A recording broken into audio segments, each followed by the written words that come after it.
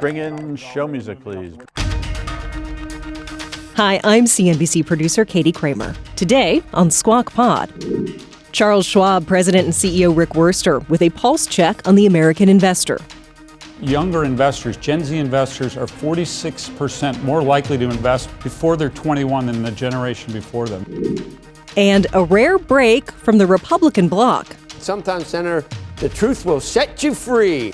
Unburdened from running for re-election, North Carolina Republican Thom Tillis is speaking freely and loudly about his concerns with the Trump administration's legal push against the Federal Reserve and its execution of platform policies. You have people like Stephen Miran and Kristi Noem undermining what should be a winning message for us. We have members who share that concern, but they also have to deal with the politics of re-election. Plus, the politics at the Fed. Would Chairman Powell leave the Fed board once his term ends if the president pushed to drop the Department of Justice's case against him? But the normal way things work is he doesn't stay after he's not Fed chairman anymore. But he could. It's Wednesday, February 4th, 2026. Squawk Pod begins right now. Stand Becky by in 3, 2, 1. Cue it, please. Good morning, everybody. Welcome to Squawk Box right here on CNBC. We are live from the NASDAQ market site in Times Square. I'm Becky Quick, along with Joe Kernen and Andrew Ross Sorkin. And here we go. It's hump day. Middle of the week. We made it to Wednesday. Yesterday was a tough one, particularly for the NASDAQ. In fact, the NASDAQ had its worst day since January 20th. If you were watching that, there were fears that AI could eventually replace the functions of key companies. That hit the software sector hard. Here are some of the biggest decliners: Intuit, Salesforce, Adobe. PayPal had its own issues yesterday. It's ended the day down by 20%. We talked about the new CEO who's coming in from HP. Talked about some of the numbers that they had seen there, but really that company's got a lot of heavy lifting, so it's its own story unto what we saw with some of the pressures on some of those software companies. Those fears driven by a new tool from AI company Anthropic that helps automate legal work. And if you see here, Expedia down 15%, Equifax off by 12%, 15% down for Thomson Reuters. LegalZoom was off by almost 20% too. And shares of private fund firms also dropped. Those have invested heavily into the software sector. You can see Ares Management was off by about 10%. Blue Owl Capital, KKR, and Apollo all down as well. Meantime, President Trump signing a bill to reopen most of the federal government after it was hit by a partial shutdown last weekend. The bill funds departments including Treasury, State, and Defense for the remainder of the fiscal year, which ends on September 30th. So it's comes soon. It only provides 2 weeks of funding for the Department of Homeland Security, though, and lawmakers and the White House will use that time to try to negotiate over the guardrails on immigration enforcement. Democrats demanding new curbs following the killings in Minnesota of 2 U.S. citizens by federal immigration officers. Some Republicans pushing back, some maybe not. We'll see. I don't know what you think is going to ultimately happen. Well, they lost a couple of Republicans in the House vote yesterday. It was picked up by 4 or 5 Democrats, which one, you're getting cameras, you're getting a lot of the stuff that you wanted. The ICE is funded till 2029. That's what I don't understand. If you do this, it's going to impact TSA. Travel and TSA once again, which seems like a pretty tough sell to the American public. Listening to Leader Jeffries yesterday, and he's on the same page as he was during the last shutdown. If we don't get what we want, we're shutting the government down. It has nothing to do with funding. It has to do with wanting policies, and it's weird because he continues to posit it as if it's normal. I can't imagine that's a winning strategy as you head into the November elections, though. If you continue to shut down the government. They got plenty of breathing room. Democrats in the midterms, I think. Fed Governor Stephen Miran resigning his position as chair of President Trump's Council of Economic Advisors. Miran had been on leave from the CEA since last September when he was appointed to fill the unexpired term of Fed Governor Adriana Kugler. At the time, Miran said he expected to serve out Kugler's term, which expired on Saturday, then returned to a CEA post. But he said if his time at the Fed extended beyond January 31st, he would resign from the CEA. And it's February 4th. I saw the Democrats that he had promised those things to had already written a letter and said, hey, bud. They didn't say bud, but they said, hey, pal. No, they didn't really say pal. But they said, Mr. Miran, it's January 31st. That was Saturday. what are you doing still there? So he's answering by doing this. Since taking the job, he's argued for aggressive rate cuts in line with what President Trump wanted.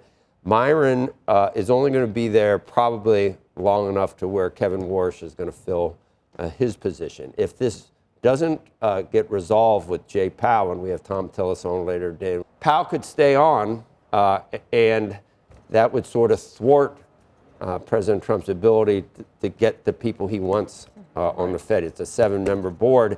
If Powell were to leave, if this goes away, Powell does finally leave the Fed, that would put him in a position, President Trump, to give Kevin Warsh a wingman and maybe answer some of your concerns, Andrew, about not having enough people that are with him to do some of the things he wants to do on the Fed. That's not my concern. I actually just think I think Kevin's actually so good at what he does, he will ultimately convince them. Well, that seems like a change from what you've been asking everyone for the last. But it's going to take. It's just going to take time. Oh. I'm just a believer that. But if he doesn't, walking into it initially, it's going to take time to bring all these people together. I think he's he's been with us for years. He can persuade a lot of people a lot of things.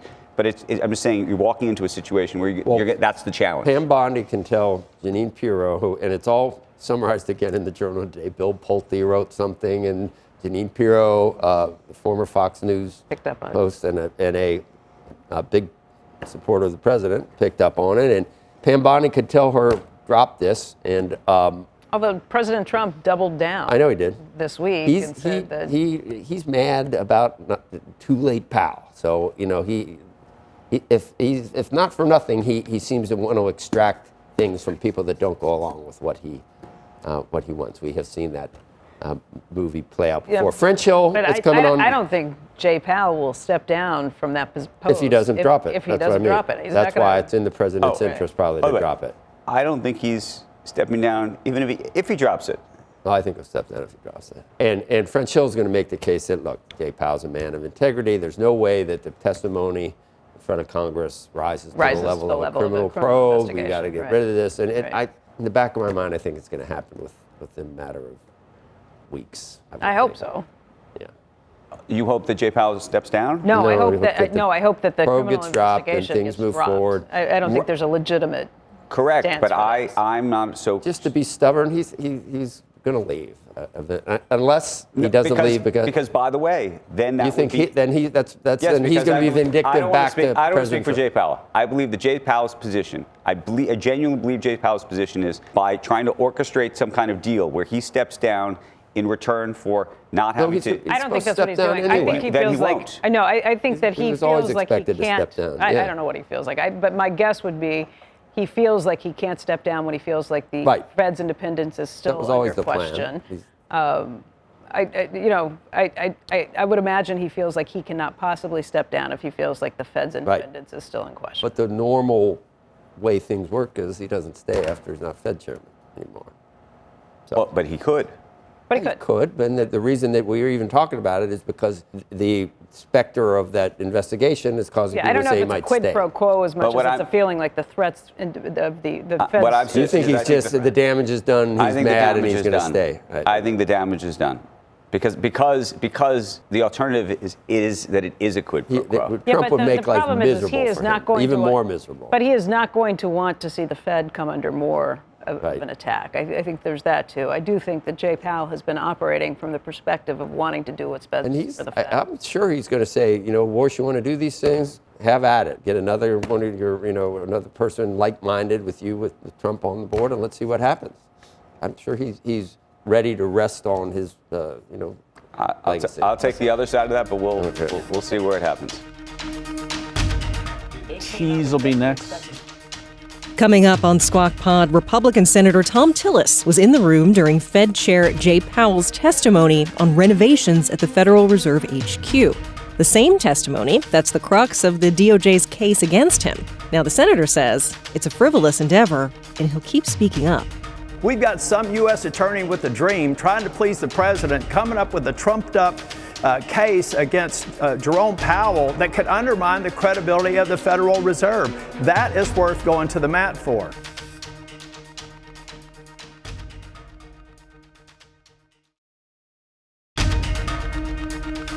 Welcome back to Squawk Pod from CNBC with Joe Kernen, Becky Quick, and Andrew Ross Sorkin. Here's Becky. President Trump's pick for Fed Chair Kevin Warsh will now face Senate confirmation. North Carolina Republican Senator Thom Tillis says that he will not vote yes unless and until the Department of Justice probe into the current Chair Powell is resolved. And Senator, welcome. Thank you for being with us again. I know we spoke with you about this just a couple of weeks ago in Davos, but at that point, Kevin Warsh had not been named as the president's nominee to take over for Chairman Powell. What do you think of Kevin Warsh? I think he's a great pick. The problem is he's a person. I've got a concern with the process, and we have to let this process play out, which I think is either lawfare or inappropriate use of prosecutorial tools because you disagree with the Fed chair. Look, this is all about a building project. If we want to start subjecting every cabinet member, for example, to overruns on projects, then maybe we can create a new standard. But we know this is silly. We need to get past it. And I'd be one of the first people to introduce Mr. Warsh if we're behind this and support him, but not before this matter is settled. The entire matter is potential for perjury, we hear, the criminal investigation, perjury in front of the Senate Banking Committee on which you serve. You were there when Powell testified that day. Did you hear anything that rose to the level that might warrant a criminal inquiry? Absolutely not. And actually, I think you should go down the dais and ask anybody, any Republican or any Democrat, if they thought there was criminal intent. It sounds like they're trying to create some sort of a perjury trap. The chair's responsibility is primarily focused on achieving the dual mandate.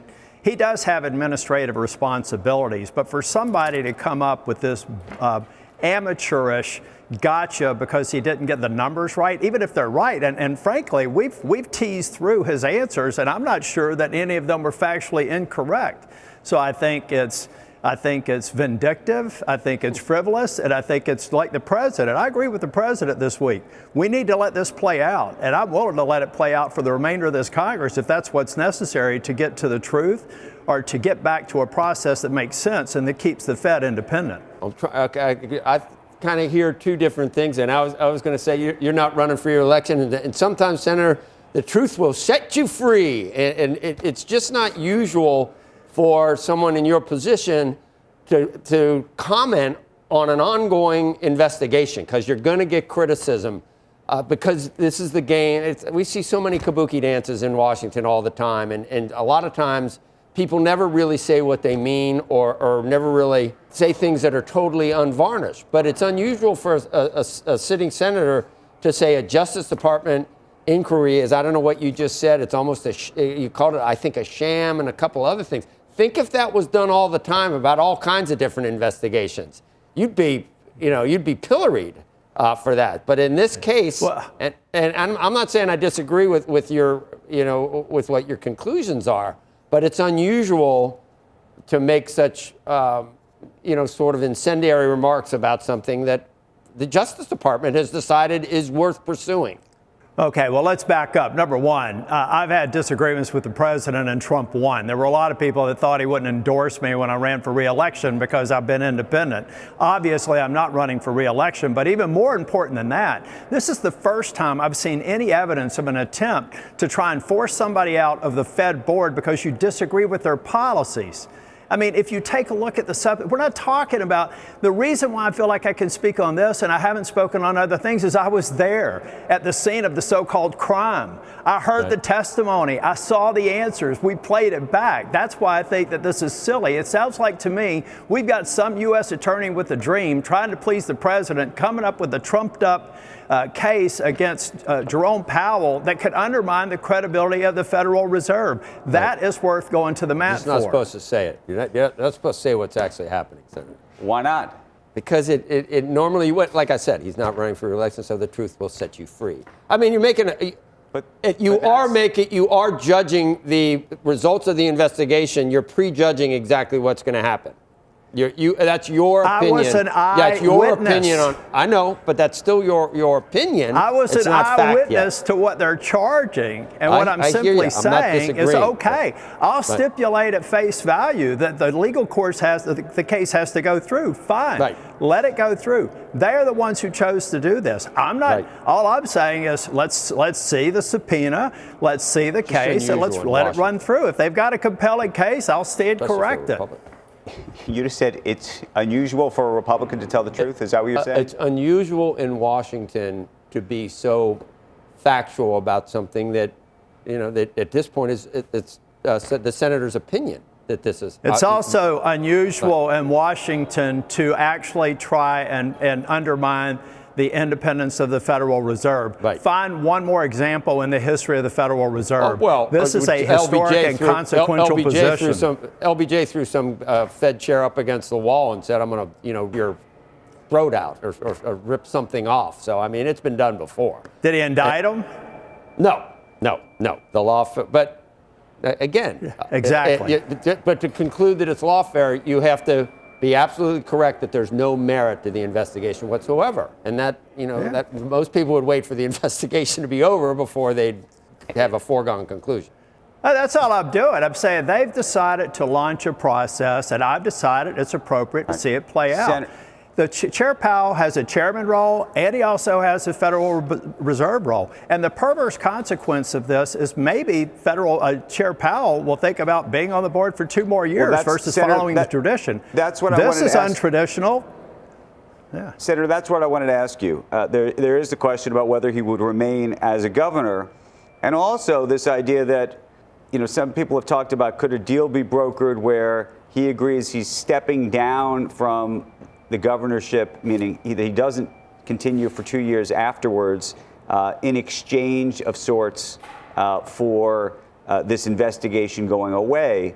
But invariably, once you say that sentence aloud, you get into a quid pro quo in which I think it appears from anybody who's watching that leverage lawfare piece that you're describing is still effectively in effect. Do you believe that's true or not? Meaning, if somehow this investigation is dropped, do you think all of a sudden that release that will influence Powell to say, okay, then I'm out of here?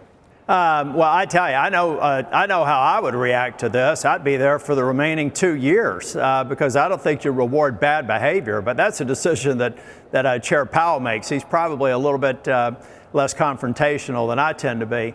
But at the end of the day, I had a reporter ask me yesterday, what if the president gave him a pardon? I said that would almost suggest that I don't think that Chair Powell would do that, because that would suggest that he was at fault. Any reward for this, short of them coming out and recognizing they got ahead of their blockers, they didn't consult with the adults in the room when they decided to do the subpoenas, and then to ramp it down or have it adjudicated, that's the only way we get out of here, as far as I'm concerned, in this Congress for the next 333 days.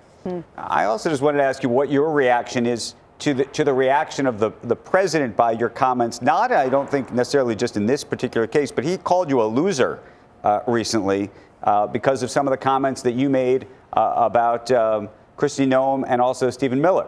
Yeah, I said that obviously qualifies me to be the Homeland Security Secretary and senior advisor to the president. Look, these are the people who are losing. Stephen Miller is the one who went down the rabbit hole of Greenland before he went down the rabbit hole of plussing up resources in Minneapolis and creating a horrible situation there. Kristi Noem has failed both in terms of her ICE role and in terms of her response to Helene in North Carolina. I mean, they're behind by about 1.5 years. There's no comparison between Kristi Noem in this administration and President Trump's first administration, which was extraordinary. So you want to use that kind of language? I'm fine if that qualifies me for at least 2 senior positions for the president, because I consider them losers. Then we'll move on. Otherwise, we could act like adults, use adult language, and get things done. Senator Tillis, 333 days left. You sound like you're invigorated. You sound like you are ready to say whatever you think on these things. It's refreshing. Well, you know, the reality is I had to make a decision when I disagreed with the president. We did the analysis. No one disputes the impact that we're going to have on Medicaid, and the reduction or the elimination of state-directed payments are going to happen in about 2 years. It's going to be very difficult for states like North Carolina. But I made the judgment that in this role, in this position, where I know the Senate organizing resolution and I know what kind of tools that I have on the committees that I'm on, that I could be more productive over the next year and a half, dating back to July of next year, than I could be in the next 6 years if all I did was cow to pressure and not go after big issues like this. So I'm going to have a productive year and a half, and then I'll be moving back in the private sector, and that's great for me, my wife, and my grandchildren, and my family. Senator, you are obviously speaking out and saying whatever you think. I'm curious what you think your peers think. I mean, it goes to what Joe was saying, which is these are things you're not supposed to say aloud, he said. Well, it happened, you know, poor Senator Fetterman is totally ostracized when he says anything that has any scintilla of common sense about Democrats. And so my question to you is, what do your colleagues privately say to you? Refreshing from both sides. What do they say to you privately about these issues relative to what you're now, you feel able to say publicly? Well, you know, I think what I can do is create some room for members. Obviously, I don't know why anybody would be critical of people who maybe are holding back a little bit when they've got to manage the three. If you're in North Carolina, you got to get about 3 million voters to win a Senate race, right? In a very purple state. Obviously, if I was running for re-election, I would have to attenuate my language more than I have to now. And so other members are doing the same thing. But trust me when I tell you there are a significant number of members who are concerned with trying to undermine the independence of the Fed. There are a number of members who think that we had the immigration issue until we had amateurs implementing. The politics of failed execution is real. Republicans should be on front, just like we were in the election for President Trump, on the immigration issue, securing the border, which he did. And now you have people like Stephen Miran and Kristi Noem undermining what should be a winning message for us. We have members who share that concern, but they also have to deal with the politics of reelection. I don't know why anybody would be critical of that. That's the reality of getting elected. And I don't want political martyrs, because martyrs all have one thing in common: they're dead. So they have to manage the language, and they have to get reelected. Senator, I want to thank you. Sounds like you got a lot to talk about over the next 333 days. We hope you come back soon. Yeah, I'd like to be back in Davos. I think it was warmer. In North Carolina, I know you're retiring back to North Carolina, where you got all the good skiing and all the good 12 snow. inches of snow, 5 degrees. I know. Wow. Senator Tillis, thank you. We appreciate it. Up next, the CEO of investment giant Charles Schwab on being a one-stop shop for today's modern investors. The average person over 40 years old has 7 financial services relationships in their life. We want that number to shrink, and we want it to shrink. Well, because you want them to come to you. We want them to come to us. Squawk Pod will be right back.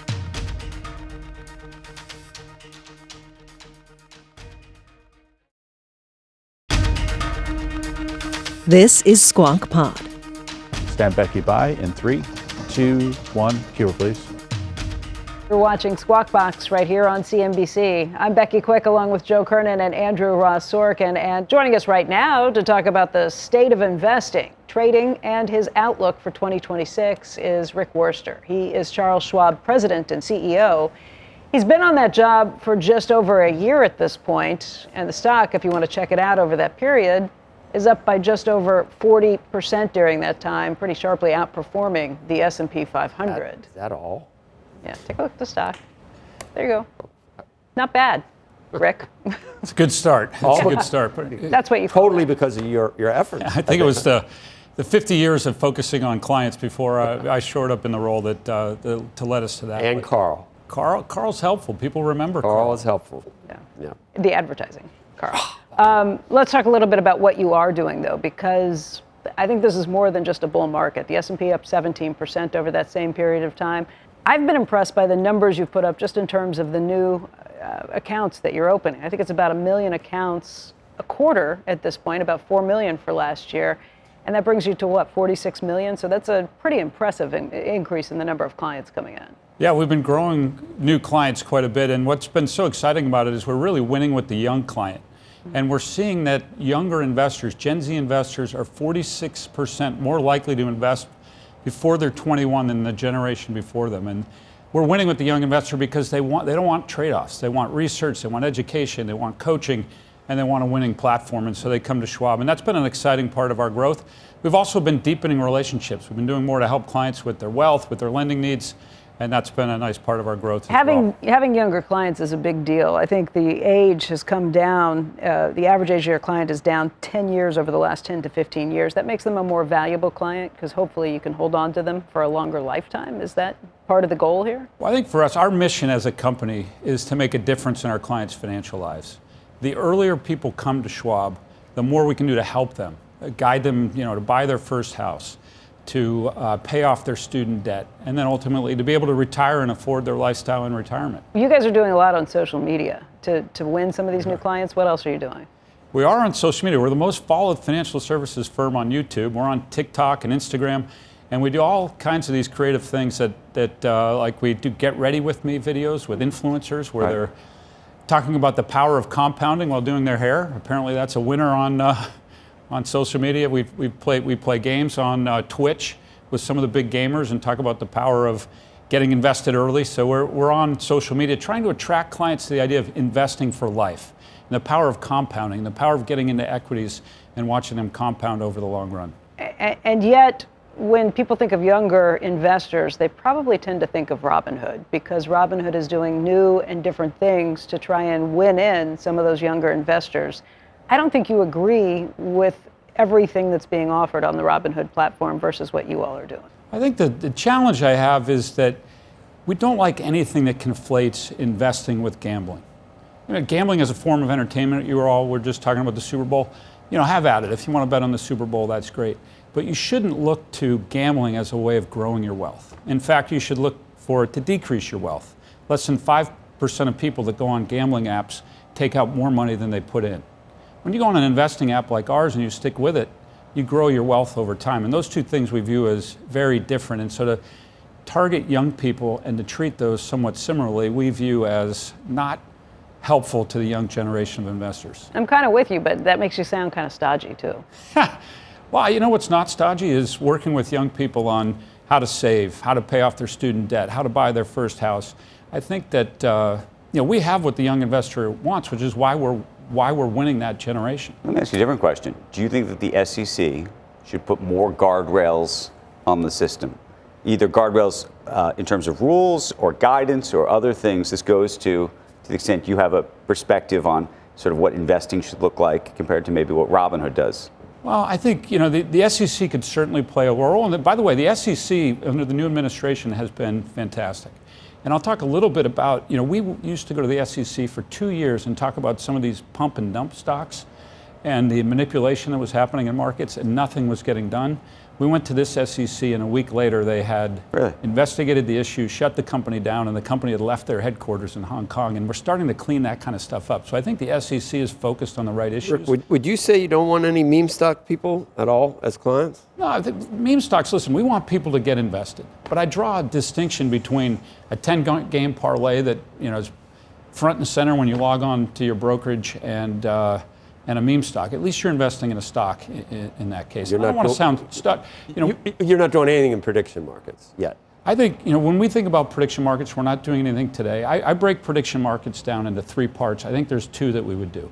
The first is the odds of an event and what's going to happen in that event. I think there's value in that. To know who's favored to win the election, what's the employment report. There's good information in there that we would want our clients, and particularly our trading-oriented clients, to be able to see.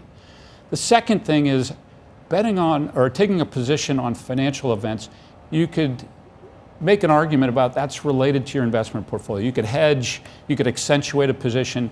The third part, and what makes up 90 to 95% of the volume today, is the sports gambling. And that's counter to our mission of trying to help our clients live their best financial life. What about these hour-long options or whatever? Yeah, the daily zero-dated options. Are you're saying no, we won't do those? We do those. Again, we've got a lot of very active traders. So you let people, you give them enough rope.